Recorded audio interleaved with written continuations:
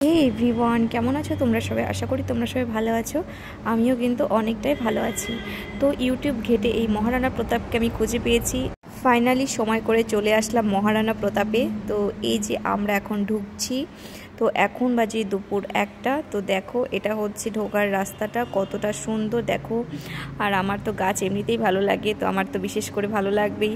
আর ওই যে দেখো দূরে ওই হাভেলি দেখা যাচ্ছে গাছের ফাঁক দিয়ে, দেখো। তো হাভেলির কাছাকাছি কৃষ্ণনগরে, তো এটা কিন্তু কৃষ্ণনগরেই একদম। আমার অনেক দিনেরই ইচ্ছা ছিল এই মহারানা প্রতাপে আসার। তো এখানে এসে কি কি এক্সপিরিয়েন্স হলো তোমাদের সাথে সবটাই এখন শেয়ার করব। তো ছোটোখাটোর মধ্যে কিন্তু মোটামুটি রেস্টুরেন্টটা ভালোই।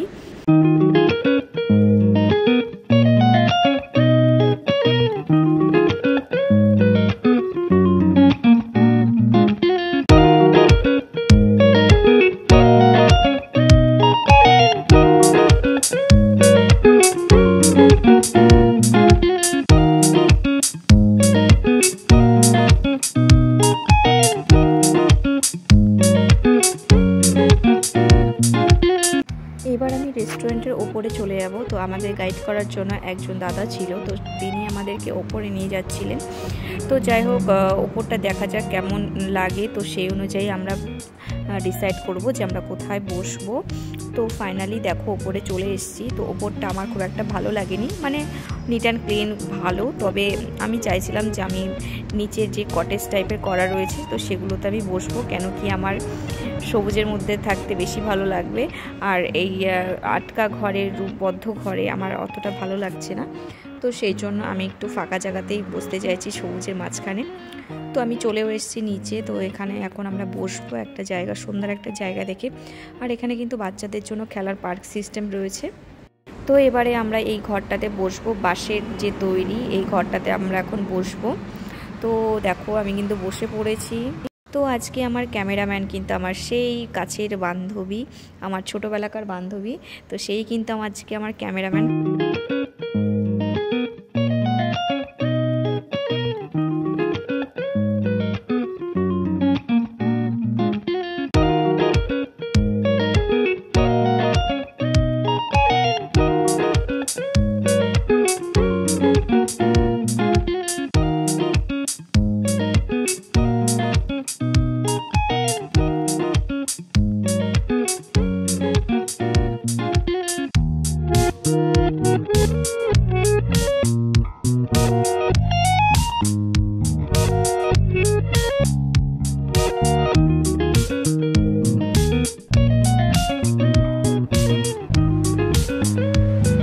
তো ফাইনালি আমি অর্ডার করেছিলাম কফি অ্যান্ড ফিশ ফিঙ্গার। তো চলে এসছে কফিটা।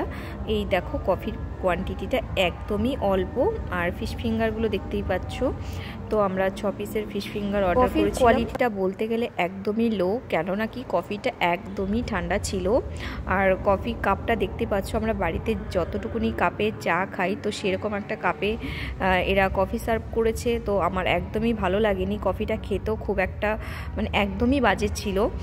তো ফিশ ফিঙ্গারটা ওরা বলেছিল ভেটকি মাছে, কিন্তু এটা ভেটকি মাছে না। আর কোয়ালিটিটাও খুব একটা ভালো ছিল না, মোটামুটি ছিল। অ্যাট লাস্ট এটাই বলবো, এখানকার ফুড কোয়ালিটি কিন্তু একদমই ভালো না, আমার কাছে কিন্তু একদমই ভালো লাগেনি।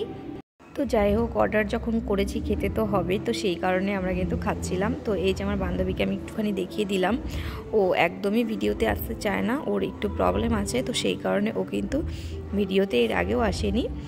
মহারানা প্রতাপের অ্যাম্বিয়েন্সটা কিন্তু খুবই সুন্দর, এটুকুনি আমাকে বলতেই হবে।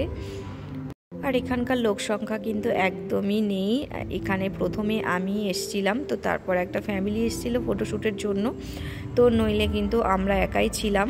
আর রেস্টুরেন্টের মধ্যে যদি লোকজন না থাকে সেটা কিন্তু একদমই ভালো লাগে না, কেন কি একটু জমজমাটি থাকবে সেটাই কিন্তু ভালো লাগে। আর এখানকার এই ঝর্ণাটা কিন্তু খুবই সুন্দর করেছে, এই ফোয়ারাটাও খুব সুন্দর করেছে।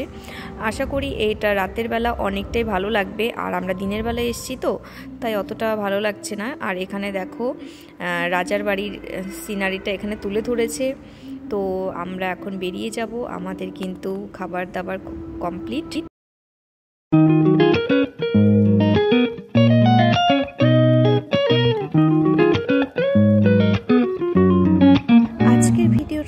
তোমাদের ভালো লেগে থাকে তাহলে কমেন্ট বক্সে কিন্তু অবশ্যই জানিও তোমাদের কেমন লেগেছে। আর ভিডিওটা শেয়ার করো, সাবস্ক্রাইব করো আমার চ্যানেলটা। তো চলো টাটা। আর তোমরাও এসো টাইম করে একদিন মহারানা প্রতাপে, অনেকটাই ভালো লাগবে। টাটা।